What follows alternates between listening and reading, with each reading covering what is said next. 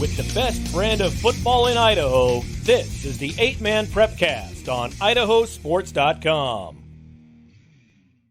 That's right. Welcome in another edition of the Idaho 8-Man Prepcast on IdahoSports.com, talking about the greatest game there is, 8-man football in the Gem State, week in, week out. My name is Brandon Bainey. We are joined, as always, by Will Henneke. He operates the Idaho 8-Man X account. Will, good evening. How you doing? I'm doing okay. Yourself?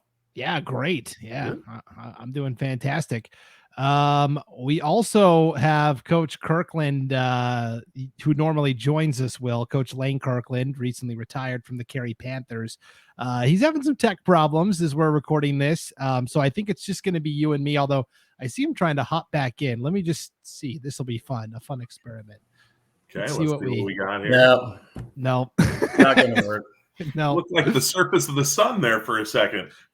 That's like night vision goggles. That's funny. So there you go. That's the brief cameo from Coach Kirkland. Hey, he can say he's been on every show this year now. That's right. That perfect attendance is still up and running. So we'll get back with Coach Kirkland next week on the show. Which is good because we've got so much, so many big matchups coming up this week. So I'm a little casual tonight. I'm wearing my Green Bay Packers jersey. I'm a diehard cheesehead, Will.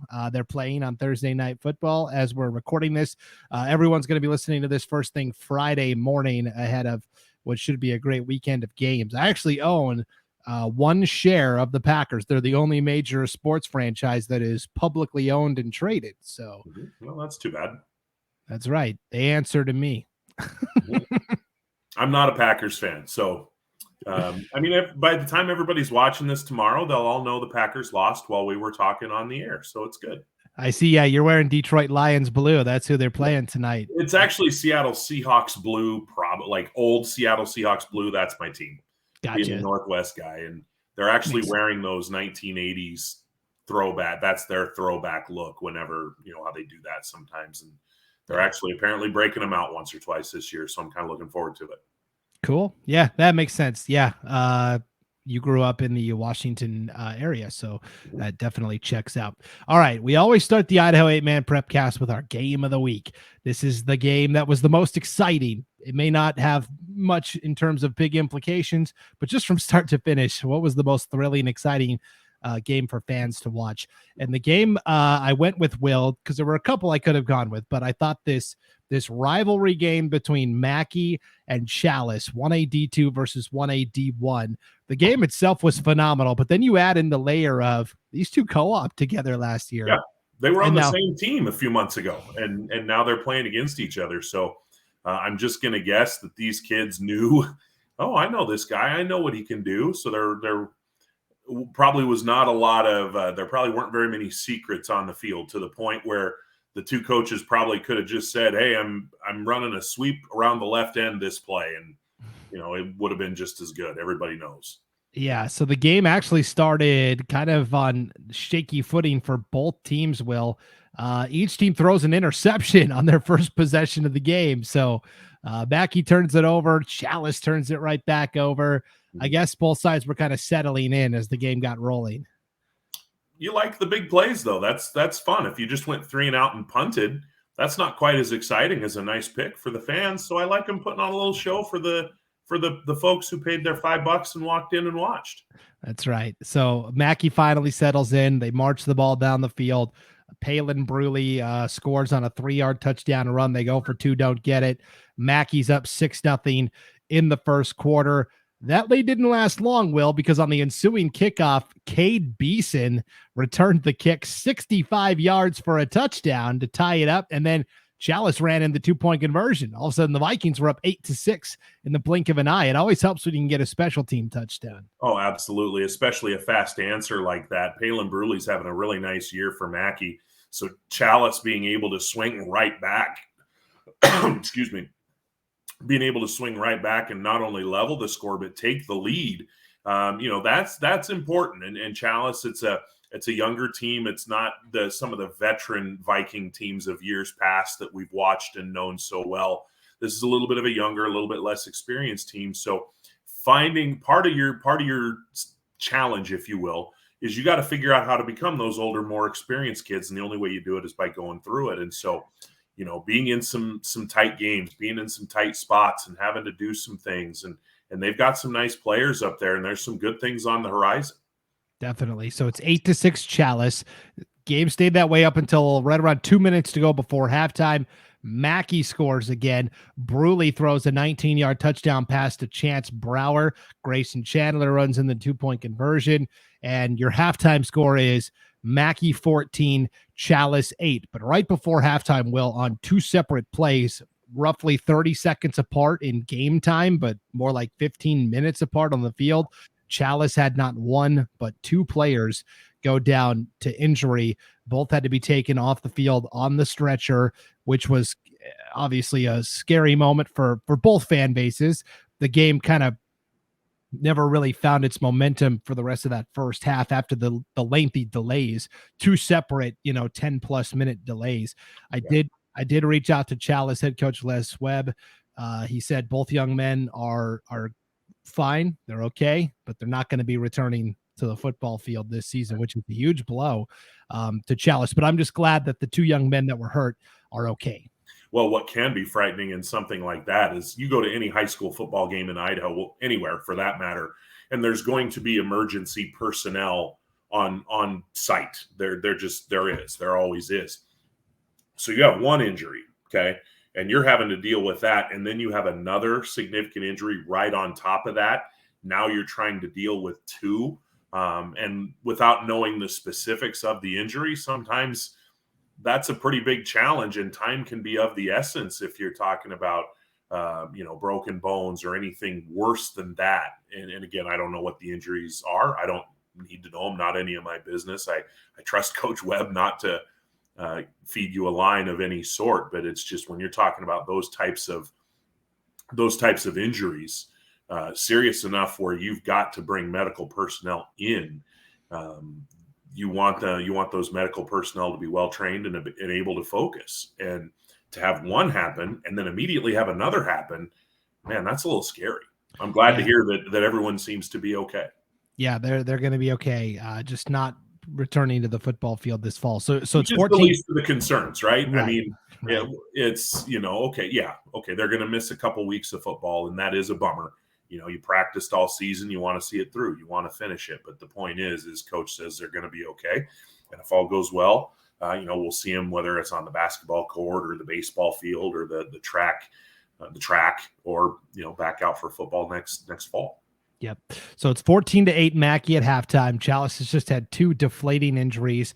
Then Mackay gets the ball to start the third quarter. They punch it in on their opening drive. Grayson Chandler scores on a 3-yard touchdown. It's 20-8 Mackay. And at that point, I'm thinking, all right, Challis is giving their best effort, but this is just not going to be a night where they're going to be able to climb that mountain and get back in. And then they do.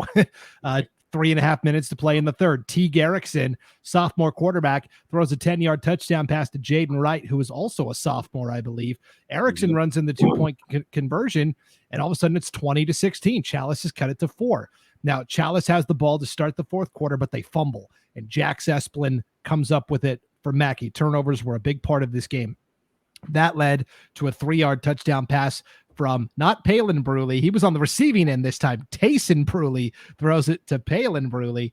Mackay back in front by 2 scores, 28-16. But again, Challis responds. Regan Dixon, and he's a good running back. Watching him. But another young one. I believe he's another sophomore. Yeah, Dixon. So Regan Dixon scores on a 5-yard touchdown run for Challis. They give it to Dixon on the 2-point conversion. Didn't get it, but Challis is within 6, 28-22. And at this point, we're into the fourth quarter. Challis gets a stop. They get the ball back. They're driving. They're moving the ball, but with over 2 minutes to play, just over 2 minutes to go, Challis fumbles again. This time, Lucas Hulse recovers for the Miners, and that was pretty much done and dusted from there. So Mackay gets the win, 28-22. Challis had a chance late to drive for the tie and possible winning points. Just turned the ball over too many times. But both teams hard-fought win. For Mackay, they're 3-1. Challis drops to 1-3. But this was a fun rivalry game. Yeah, absolutely. At some point, you're looking at it from the Mackay perspective, you're going to need your defense to make plays if you want to reach the 1A Division II playoffs and maybe win a game or two there. And Mackay is in position with their remaining schedule ahead of them to possibly be one of those 1A Division II playoff teams coming out of District 5 and District 6. So this was big for them, not only to do it against a Division I team, not only to do it in a rivalry game, but to ultimately come up with the win in large part because of some defensive stops that you made. That's really important, and that's really speaks well for Mackay going forward. Yeah, so 28-22, Mackay gets the win over Chalice in our game of the week, and now that sets up, this is kind of the big game. It's Mackay taking on North Gem this week. You all right there, Will? I got to fly, and I think he wants to maybe take over for Coach Kirkland here because he keeps coming I don't know if you guys can see him, but he loops around and makes a beeline right for my forehead. So he either wants to be on the podcast or he wants to assassinate me. I'm not sure which one yet. No joke. I was doing one of our other Prepcasts this week, and as I'm recording, I see a spider coming down from the ceiling above me, right where the mic is, and I was like, "Oh, got to take a step back and take everybody wants to be on this podcast. That's how good it is." That's right. So, but the big matchup now is Mackay at North Gem, and this game probably decides that second and final playoff spot out of District 5 and 6 this year at the 1A D2 level. We think Rockland probably going to win the conference. They look really good. But what happens here with North Gem and Mackay in this game? It's a great question. I think on paper, I think you probably want to favor North Gem just because of their experience, and they've got some, big, strong, talented kids. The problem is they don't have a ton of them. And, depth is an issue. Injuries can be a big issue in a game like this. And in talking to a couple of coaches who've played those teams, they're like, look, let's not pretend there's a giant gulf between North Gem and Mackay. Mackay's got some players. They've got some talent. Palin Bruley, who we just talked about, is one of them. And you mentioned 4 or 5 different names. And, you mentioned Jax Esplin, but you didn't mention Riker Esplin, who I don't know if he played or not. But point being, there are plenty of kids from Mackay who can make some plays. And when you're trying to play true Ironman football, which North Gem is, unfortunately, because they just didn't have the turnout that they hoped for this year, you get into the fourth quarter and it's, say, a 28-22 type game. That depth that Mackay might have just a pinch more of, just that little bit of extra energy to, go make that tackle or to go make that block or whatever it is. That could be the difference. I expect this to be a pretty good football game. And I'm not often surprised by who wins the game. Sometimes the spread surprises me. A couple games recently, certainly this week, this past week fell into that category. And this one, I don't know who's going to win it, but my gut tells me it's going to be an entertaining football game. Yeah, we'll see if Mackay's depth can wear down North Gem. I think, and again, I would love to be wrong. I'll come back and own it if I am. I'm leaning Mackay just because they do have a little more depth and a few more numbers to pull from there. But we'll see. It should be a fun matchup. A team that never is lacking for depth, Will, is Butte County. They're the other big team from East Idaho that's been doing well this year, 1A D1. We had them on IdahoSports.com last week in that neutral site game against Council on Saturday evening in Homedale. 40-6, never really was close. Razor Duke was the IdahoSports.com player of the game. Perfect QB rating, 4 for 4, passing, 96 yards, 2 touchdowns, also rushed for 88 yards and 2 scores. Brody Westergaard had a rushing touchdown and a receiving touchdown. Coden Croce caught a touchdown. Butte County rocking and rolling, and second week in a row, Will, Butte County going back over to the Treasure Valley for a neutral site game, this time at Middleton on Friday afternoon, where they will play Kendrick, another game you can watch on IdahoSports.com. Fascinating game to watch because I think we saw earlier Kendrick played number 1 Oakley. We watched that game. Kendrick won that game.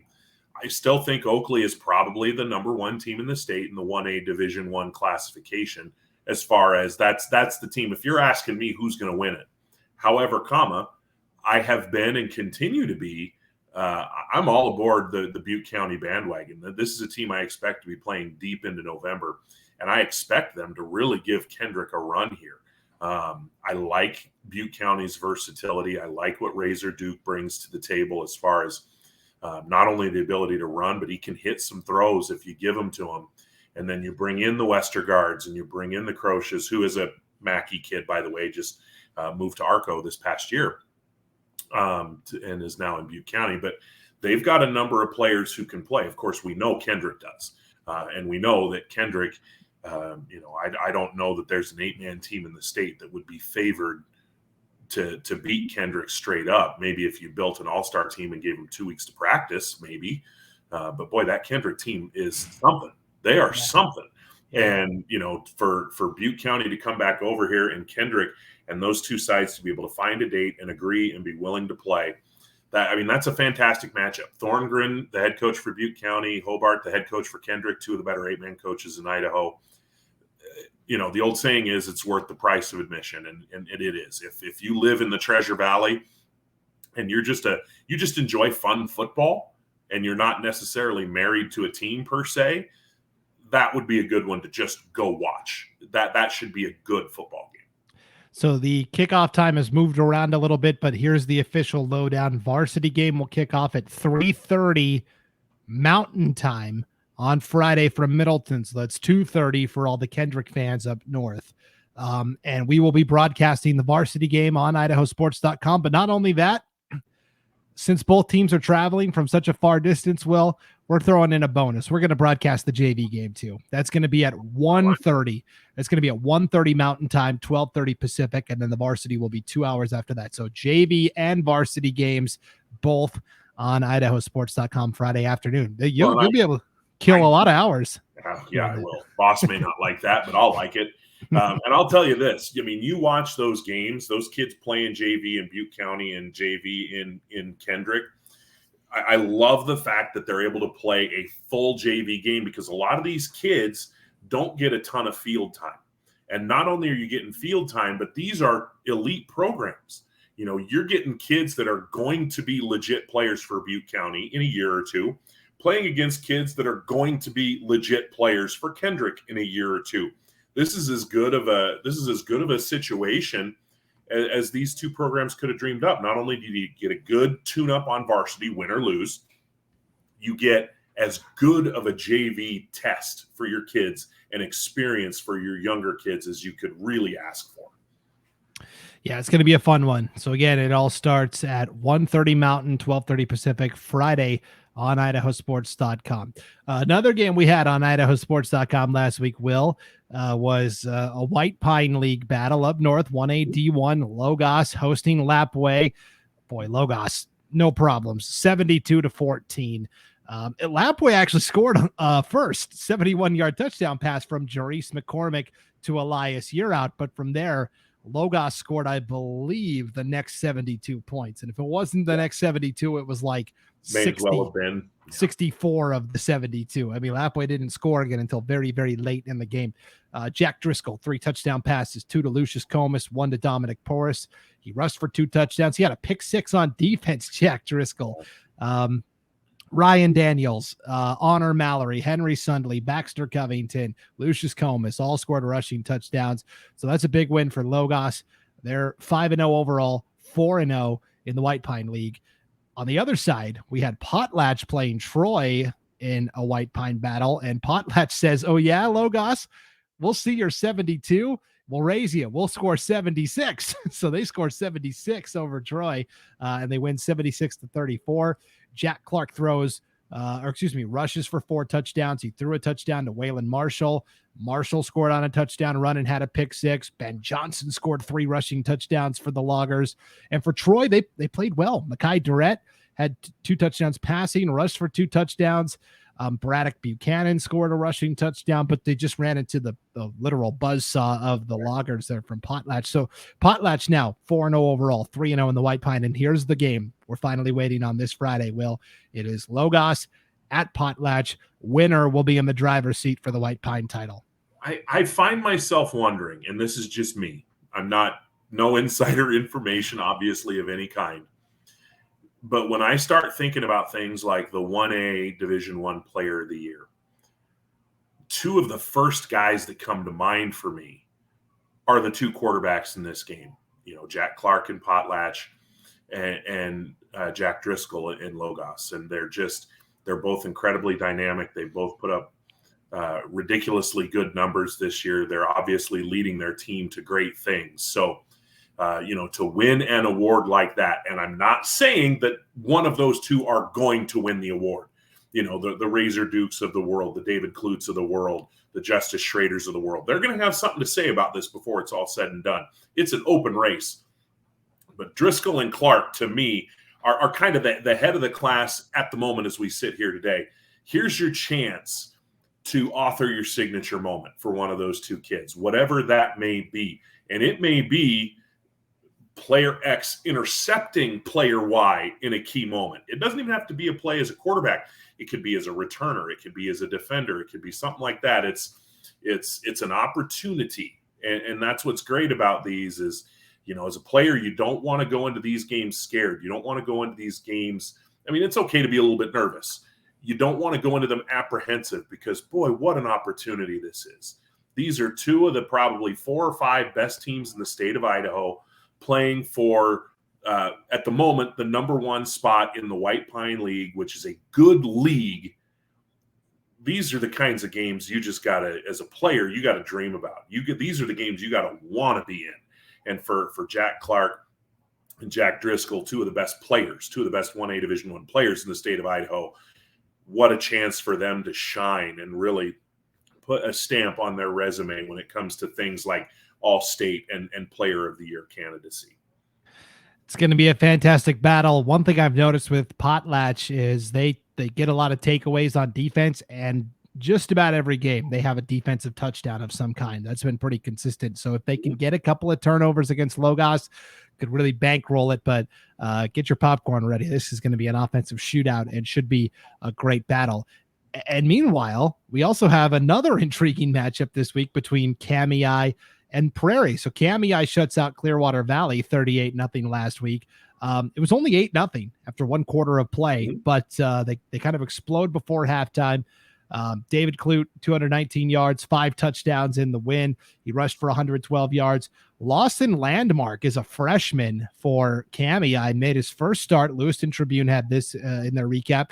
Made his first start at wide receiver. All he did was catch 5 passes for 100 yards and 3 touchdowns. It's a pretty good debut. Opportunity, right? He had an opportunity and he seized it. Good for him. Yeah, that's awesome. And then Prairie, they shut out Genesee 48-0. Noah Beeler throws 4 touchdown passes and rushed for 2 scores as well. Benny Elvin, his favorite target, he had 2 touchdowns. Blake Bunce and Chris Schumacher also caught touchdowns. And I got to know Noah Beeler from the state baseball tournament last year. He was a great pitcher for Prairie, and we had him on for a little post-game interview, and man, he was funny. He was a great kid, very entertaining. And so we've got this matchup of Prairie at Kamiah, and each of these teams are 3-1 overall. Prairie's 2-1 in the White Pine. Kamiah's 2-1 in the White Pine. This could be a battle for that 3rd auto bid from the White Pine League. Will the White Pine gets 3 auto bids this year to the playoffs, and the loser of this game potentially could be on the outside looking in. And Prairie was that team last year that was on the outside looking in. And the thing that's really impressed me with Prairie so far this year, you mentioned Beeler. Every time I'm looking up Prairie recaps, he's got 2 and 3 touchdown passes. And this Prairie Pirate team for years has been predicated on an explosive ground game setting up the pass, be it Cole Martin, be it Brody Hasselstrom, be it Trenton Lawrence last year, whomever it may be. And this year, the script seems to have flipped a little bit where they're able to just kind of let her rip a little bit. And Beeler, they had some instability at quarterback last year trying to find the guy, and it looks as though they found him. And that's going to be really important against a Kamiah team with Porter Whipple on the pass rush. Make sure you got your little rib jacket on, Noah, in the game the other, in a few nights. But, just so many other players there, O'Kane, Weddle, Oatman, Klute. You mentioned the young freshman who had the big start the other day. I think you're right in that the winner of this game really gives themselves a really good opportunity to earn that 3rd auto bid at worst out of the conference. But more importantly than that, I think they avoid getting into the at large, the Max Preps mythical, math ranking. They stay out of that mess. And I don't think this year, I think there's such a big there's a couple of there's 2 or 3 excellent teams, I would say, maybe 4. I mean, it depends. You can say you got a big swath of pretty good teams, and the one place you don't want to be is you don't want to be in that pretty good bubble with, there's my friend again, with 10 other teams fighting over maybe 6 spots. I don't think that's a place you want to be. Yeah. It's basically there's 3 at-large bids this year to the playoffs, and we'll really start doing the playoff talk next week. We're gonna bring back the Baney bracketology starting next week, where we kind of look at the whole state and what's happening once we get to October. But 3 at-large bids and 1A D1. You figure Butte County and Grace, whoever doesn't win the conference, is going to get one of those. Yes. And so you've got 2 spots. And last year, District 4 took both of those spots, and they've got a litany of good teams again this year. So I'm just saying, you want to guarantee your spot, win. That's the bottom line there. So I mean, that's the easiest thing for these teams when it comes to what's our playoff scenario. Win on Friday, Yep. and the scenario stays the same next week. And for the loser of this game, for the loser of Prairie and Kamiah, your path probably gets a little bit trickier. Frankly, it does. But your goose isn't cooked. You're still playing football. You still have a chance, and your narrative remains the same next week. Whoever you play next week, got to win. Yep. And that's what it's going to become for a lot of teams for the next 3-4 weeks. Definitely. Let's stay in North Idaho, but go to the 1A D2 ranks, where this was an eye-opener to me. Lakeside traveled to Lewis County for a non-conference game last week. Not the fact that Lewis County won, like we said, but the margin of victory, 48-0. Lewis County shuts them out. Gage Crow returns the opening kickoff for a touchdown. And then he finds the end zone 6 more times on the ground. He scores all 7 of Lewis County's touchdowns, and they shut out Lakeside 48-0. I just got done last week talking about how great Lakeside looked to me, and Lewis County's been dinged up a little bit this year. They played a tougher schedule than Lakeside has, but boy, I was pretty blown away by this. Sorry, I had to mute there for a second. That's bad. That's bad hosting on me. I should have continued to fill. No, you're all right. No, and this when I talk about scores that surprise me, but not necessarily outcomes, this would be Exhibit A. There's another one we can talk about if we have time a little bit later in the show, but this would be Exhibit A. I'm with you. Was I blown away to see Lewis County won? Not at all. And I saw it on the Lewiston Tribune. Their sports staff does a fantastic job tweeting out final scores as they get them. And they tweeted it out. And the first thing in my mind when I saw that tweet is they had to have missed a number. Like it must have been like 48-30 or 48-20. There's no way it was 48-0. And then I look it up and it is. And I heard from Coach Madrell, who let me know the game that Gage Crow had. And they're still a little bit dinged up. But boy, you got somebody like Gage Crow who goes out and runs for 357 yards or whatever it was. 7 total touchdowns, a couple of 2-point conversions in there. I mean, that's just a phenomenal individual effort by that young man. And obviously his teammates helping him out by opening up some holes, for him to run through and whatnot. But, you got to think Lakeside's going to bounce back from that. But, man, that's a real punch in the teeth right there for them because they had played so well leading up to that. Yeah, and meanwhile, while Lakeside is in non-conference play, you've got Mullan St. Regis last Friday taking on Clark Fork in the second battle. The first game of the year, Mullan St. Regis won by a score of 20-8 or 20-6. I can't remember which. But we talked about Clark Fork had the ball twice inside Mullan St. Regis's 10-yard line. 2 turnovers. Otherwise, you're looking at a different game possibly. Same thing happens in this one. Clark Fork comes in with the game plan of, and it's every game this year, we're going to run the clock down to 1. When we have the ball on offense, slow the game down to a trickle. They almost pulled it off. They fall 20-12, but they had the ball down 14-12 in the fourth quarter, driving around the Mullan St. Regis 20-yard line, and they fumble it. Mullan St. Regis recovers. They march down the field and score for a little more insurance. And so it's Mullan St. Regis getting the 20-12 win.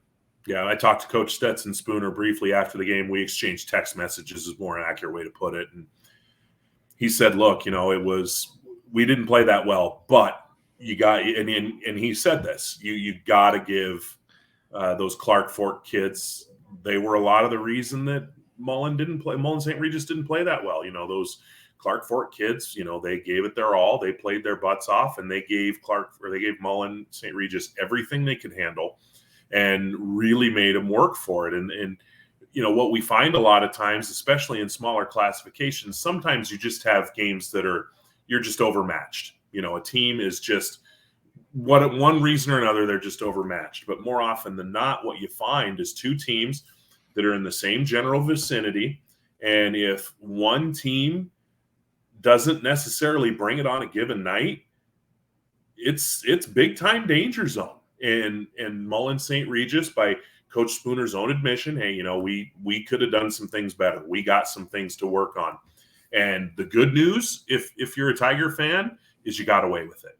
And you could argue you've gotten away with it twice against Clark Fork. And seeing as how that's the team that more often than not they're trading punches with in recent years to get that 1 seed out of the North Star into the 1A Division II playoffs, it's critical to get those wins as long as you're learning from them. And the Mullan staff, the Mullan St. Regis staff, Coach Spooner and Coach Allen, I guarantee you they're going to make sure that their kids are very aware.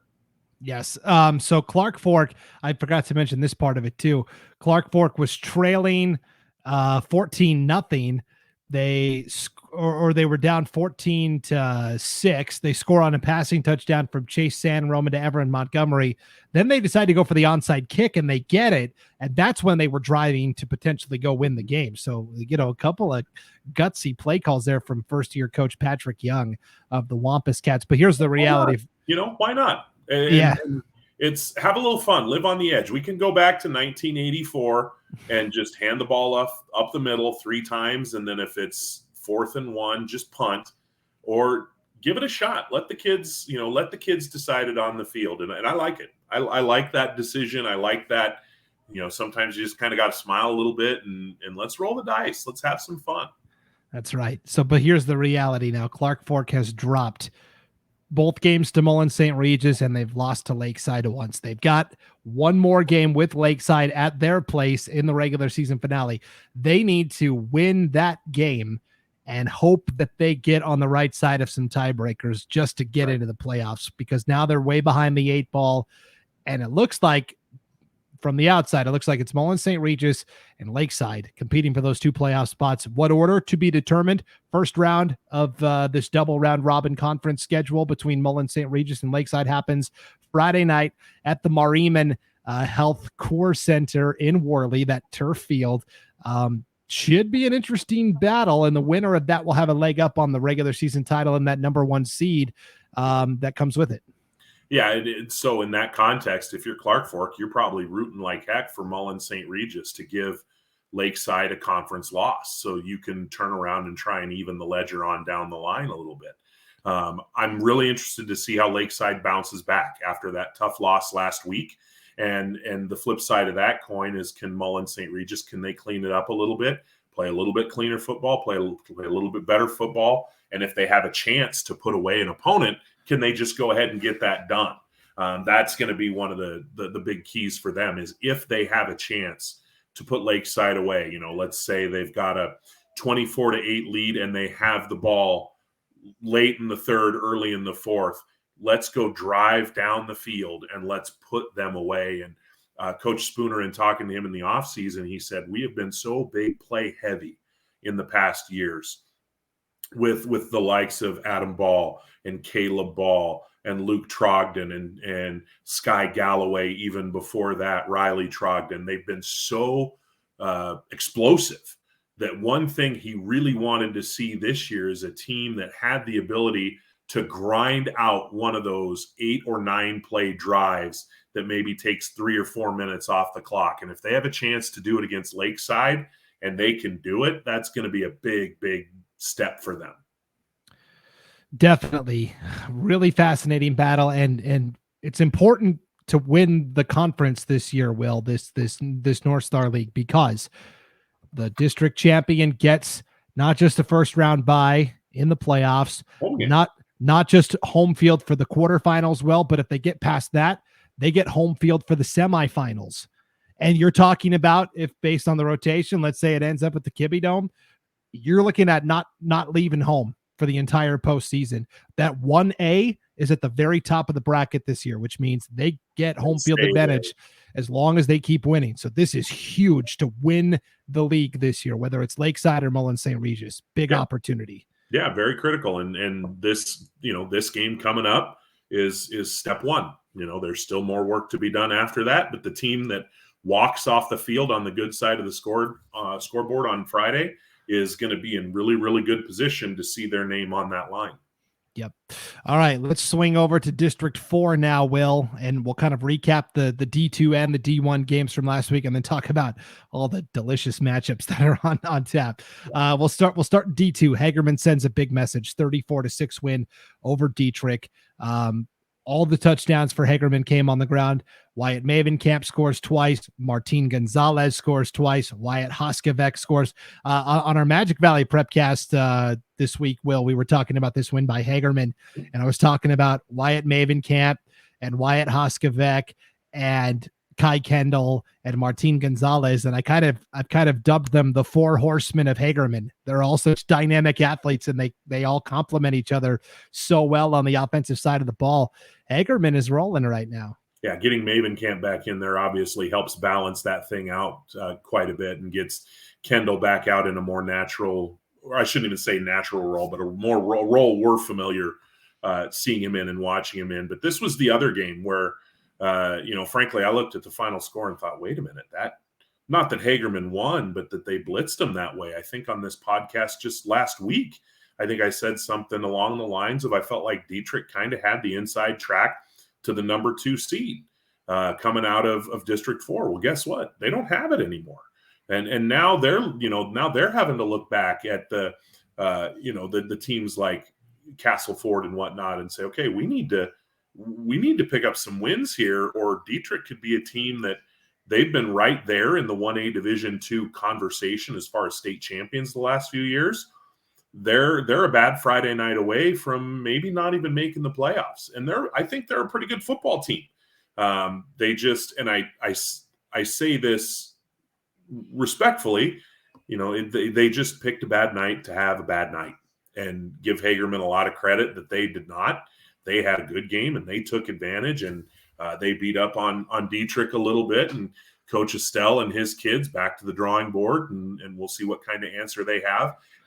And also we'll see how Hagerman does as far as, can they thrive with prosperity? They're in a good position now. Do they keep pressing forward, or do they kind of puff out their chest and maybe have a bad week themselves coming up here in the near future and lose the advantage they just gained by their effort on Friday? Yeah, the other conference game last week was Camas County and Hanson. The Mushers win 59-6. Troy Smith takes a kickoff back 100 yards for a touchdown. That's physically as far back as you can take one. Troy Smith also rushed for 133 yards and a touchdown, at 35 yards receiving with a touchdown. Led the defense with 9 tackles. Troy Smith doing Troy Smith things. It sets up this game on Friday, Will. It is Hagerman taking on Camas County. I will tell you, Scott Burton, my co-host on the Magic Valley Prepcast this week, was trying to reach out to Bill Hicks, head coach at Hagerman, to talk about the win over Dietrich, and he was kind of like, we're kind of more focused on this game coming up. So understandable. That's where my focus is, and we're like, we get it. We'll talk to you later. No problem. Well, because Kendrick is the number 1 team in the state in Division II, completely justifiably. Camas is number 2. Absolutely justifiably. And there are those out there, I've talked to them, that think on an any given Friday deal with Troy Smith, with Tristan Smith, with Trevor Tews, with all the players that Camas has back, there's no reason in a 1-game setting the Mushers can't go up there and trade punches or have Kendrick come down, whichever the case may be, and trade punches with them and have it be a heck of a football game. So, we talk about Hagerman, needing to be focused in the here and now, because if they're not, this is a game that Camas County has the ability to turn sideways real fast. And I mean, it can be one of those things where I have people up in Fairfield who will text me updates from games up there. And it might be something where, hey, it's 24-6 and there's still 3 minutes to go in the first quarter. So Hagerman, they need to be on point from the opening kickoff. They need to play. They need to take care of the football. They need to tackle well. They need to play good assignment football on defense, and they'll give themselves a shot. If they don't, Camas County might just run over them. Yeah, and we talk about Kendrick a lot, and they're obviously the 800-pound gorilla, but they're not invincible. We saw just last year in the state championship game, in a one-game setting, Dietrich nearly pulled it off. And had Kendrick opportunities to. And it wasn't a fluke. I mean, that Dietrich team was very good. Kendrick was a little bit better, and they earned that state championship. Absolutely. We're not taking anything away from them. But when you get into a one-game setting, as Dietrich just showed last week, or, Lakeside against, when they played Lewis County, or pick another matchup. If you don't bring it on a given night and the other team does, bad things can happen. And so that's why it's important, like we mentioned with Hagerman, the little things, the details, and, take care of the football, tackle well, avoid silly penalties, give yourself a shot, give your playmakers a chance to do something and see where you're at the end of 48 minutes. And meanwhile, also Friday night, you've got Dietrich at Castleford in a game where these are two teams that Dietrich's been a Final Four team the past 2 years. Castleford was a Final Four team 2 years ago, Final Eight team last year. Had to go play that buzzsaw from Kendrick. But you're talking about now this might be a knockout game where the loser of this game doesn't go to the playoffs. Yeah, potentially. And Castleford, I've watched them with my own eyes. I like their young group of kids. They've got enough upperclassmen in Ramos and Keach and Taylor. They've got a good group of upperclassmen that can kind of lead the way. They've got some good, energetic young players. So they might have a little bit further to come, and they might have a little bit, I don't know if you want to say more long-term upside. I don't know, however you want to classify it. But that's a really interesting matchup. Because I like Dietrich. I'm a little bit surprised what happened to them last week, and now they've got to bounce back, because you're right. If something bad goes for, if you're a Blue Devil fan and you have another rough Friday night, it's metaphorically speaking time to start thinking about basketball. I mean, if they drop this game, it's real simple. You got to go out and beat Camas County. You've left yourself one path. And I'm a big proponent of, as a coach, I coach baseball, okay? And I've coached other sports in the past. And I always tell my kids, leave yourself multiple pathways to success. And, one of the best ways, and the example I'll give is the best pathway to find success is be on the field. Be on the field means you do your homework. And it's a ripple effect. And I'm oversimplifying here for the case of making the point, but in the larger scheme of whether it's Dietrich or whether it's Castleford, well, Dietrich, since Castleford, I believe, has already played Camas County, but you don't want to put all your eggs in the basket of you have to beat Camas County. You don't. You want to give yourself as many ways to get there as possible. And for Dietrich, that means you got to win on Friday. Tough proposition for sure. We'll see how it shakes out. 1A D1 level, District 4, Will. Oakley beats Cary last week, 36-6. Kyler Robinson, 4 touchdown passes in the win. 2 to Isaac Cranny, 2 to Cooper Beck. Cary scores on a 50-yard fumble return for a touchdown by Nick Versus. Glad to see him back in the lineup for Cary. He's been banged up a little bit this year. You had Murtaugh beat Glens Ferry, 66-8. Leading rusher, was it Junior Benitez? No. Was it Eli Merrick? No. Was it Sawyer Young? No. It was Brody Funk, the funky one, 148 yards and a touchdown. Although, the rest of those guys weren't that far behind. No. And I went to that game because I really wanted to see Murtaugh. Yeah. And the the thing that I came away with that really impressed me was their offensive and defensive lines. If they're able to play like that, they were blowing holes open in that Glenns Ferry defense that we could have taxied a Cessna through. And all those backs you're talking about, they were getting 3, 4, 5 yards downfield before they had to make a move, let alone absorb any contact. Glenns Ferry would like to have that game back. They did not play especially well, but you know who did? Murtaugh. And they put up 66, 68 points, whatever it was. And they didn't even play Junior Benitez on offense all that much. They spotted him in some situations, but it was a lot of Sawyer Young. It was a lot of Funk. It was a lot of Merrick. It was a lot of other players. And those players produced by and large because, boy, that Red Devil offensive line was just fantastic. Yeah, and it goes the other way too on the defensive line. Oscar Alberto, we've talked about a lot. A guy we haven't talked about as much as Hudson Giles. I'm really impressed with him too for Murtaugh. So yeah, he did a really good job. And then the center, I'm drawing a blank on his name now. I want to say it's Gunnell. I could be wrong on that, but it's a junior center and 2 senior guards. They just dominated the line of scrimmage, and on both sides. Glenns Ferry was able to get a couple of drives started, but Murtaugh did a fantastic job clamping down. And, when Glenns Ferry was forced to try and run outside, Murtaugh just used their speed to close down those lanes. And that was about it. Murtaugh was impressive. Murtaugh was very good. Yep. And meanwhile, the standings are kind of on their head a little bit in the Snake River Conference, where Carey's 0-2. I can't even remember the last time they were 0-2 in league play. I don't know if they ever have been, Yeah. I'm not entirely joking when I say that. Right. I'm sure they have at some point, but we might have to go back more than a few minutes to find it. Yeah. And Raft River is 0-3 in the league and only 1-3 overall. They played Valley last Friday. Well, this is a game we talked about, and I said coming in, I thought Raft River was the team that had more pressure on them because, if they lose here, now they have to run the gauntlet. They got to run the table from here on out. I think Valley wins 46-6 over the Trojans. Valley, I think, is one of those teams that's ready. They're ready for a playoff appearance. Yeah, they're playing really well right now. And, Josh Hardy, the quarterback, he's been really good, but he's got a multitude of people that he can get the ball to. It's not a one-man show, whether you're talking about Robles or whether you're talking about Jones or whomever. There are a number of players in that Valley lineup that can make things happen.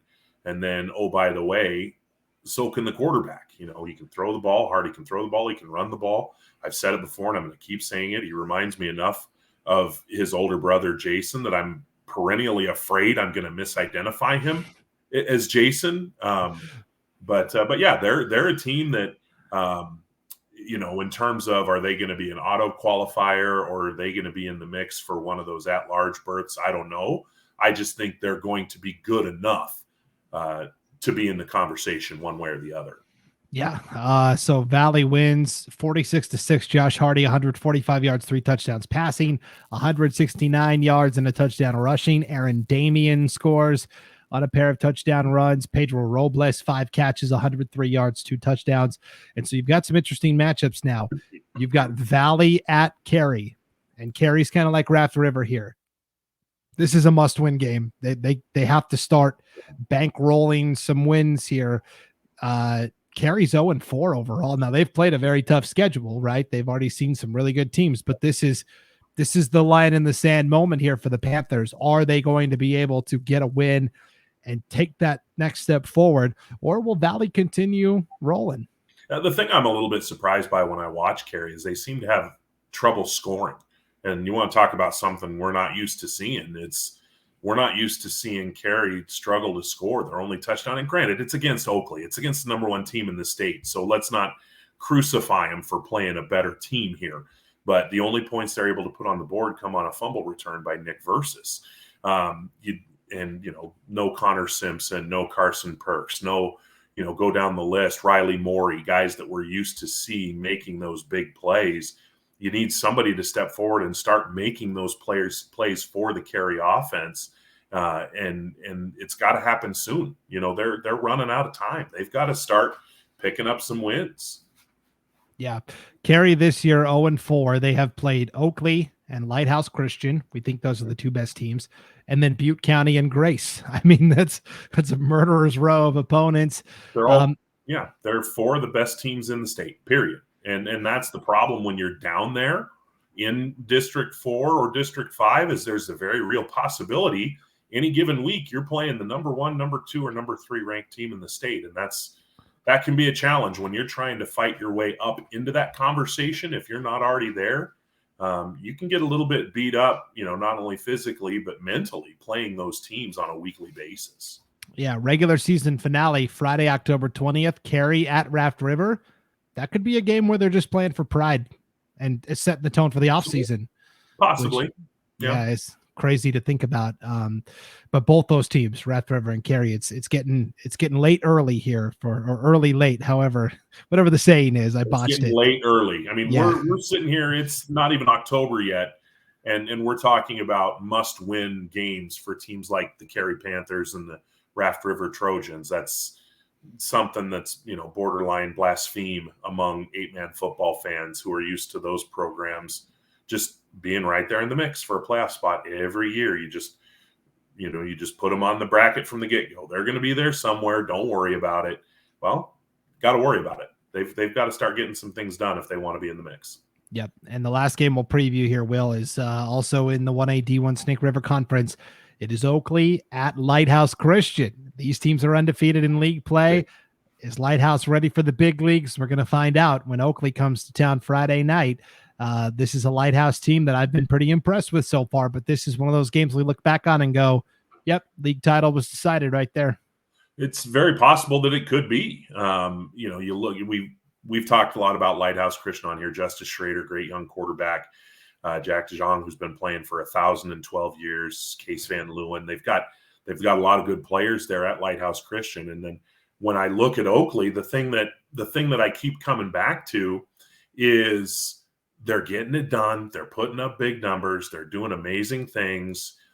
And yet Bryce Severe's still kind of lurking in the background. You know what I mean? He's playing well. He's doing good things, but they're not needing him to carry the ball 30 times a night to win football games. And that, I think, is going to serve Oakley so well when we get into, later in October and then into November, where maybe you're playing in some crummy conditions. They've got a workhorse back there who was all-state 2 years ago, missed most of last year injured, and they've been able to just kind of work him back in this year and spot him a little bit. And he's producing, but he's not having to carry the load. So the hope is when you get into a playoff game and you're in Oakley and Butte County is coming to town or Valley is coming to town or whomever, and it's rainy and it's cold and it's windy, guess what? Bry, get ready because you're gonna carry us this game. And he's capable of it, and they haven't had to do it yet. Yeah, it's nice to not have to use that tool in the toolbox if you don't need it. And he came back last year and did what the team needed him to do, which was, ironically enough, he in the playoffs, especially the semis and the championship, he was playing nose tackle. He was lining up over the center on defense and using his speed to get into the backfield on defense. And he was doing a great job at it too. I mean, that's what's funny is coming into the season, you're thinking about, oh man, Oakley lost Ethan Torbow. How are you ever going to recover from that? Oh, whoops, they've got Bryce Severe just sitting here waiting. And just the way things have worked out and the way that coaching staff has put together their game plans and the way they've executed their game plans, Isaac Cranny and Cooper Beck, and obviously Kyler Robinson has been fantastic. And there's more. I mean, I could just read down the roster and you get the point. But it's kind of like knowing that at some point the bell's going to ring and it's going to be Mike Tyson that comes out at you. And that with Bry Severe and the possibility that you get into a game where it's like, okay, Bry, here we go. Here's the game plan. It's going to be a lot of Bry Severe. You're going to get your 25 carries. We're going to ask you to get that pad level low, and we're going to ask you to carry the offense and get us the win tonight. You got to think it's going to happen. He's good enough to do it. They just haven't had to do it yet. And maybe this is a game where maybe you have to play that card a little bit. We'll see. And for Lighthouse, the one critique I have of them this year is sometimes their offense kind of gets bogged down and they have a hard time sustaining drives. They go 3 and out quickly. That's what happened in the Carey game earlier this year that they won by just 2 points. Their offense is going to have to be firing on all cylinders if they want to keep up with a really talented Oakley squad. But that'll be a fun one on the turf at Lighthouse Christian Friday night. Yeah, good one for sure. All right, Will. Well, this is a jam-packed week of action. We'll have plenty to talk about next week, I have a feeling. Hopefully we have Coach Kirkland back from his battles with the internet, because the coaching insight that he can bring to the table. I can fake a lot of things when it comes to talking about sports. I can't fake what he can bring to the table. So it's a bummer that we didn't have him tonight, but with all the matchups we have coming up this week, and they just gain importance every week. You look at any week, we could look 3 weeks down the line and be like, oh my God, look at those 5 matchups. And then the next week it's like, oh my God, look at those 5 matchups. And then just to be able to bring in Coach Kirkland and he can give you some real sideline perspective. It's awesome. I've missed him this week. Can't wait to have him back next week. Definitely. We will be back with the full staff hopefully next week as we break it all down again for you. But for Will Henneke and for a brief moment tonight, Coach Lane Kirkland, I'm Brandon Maney. We'll see you next time on the Idaho 8-Man Prepcast on IdahoSports.com.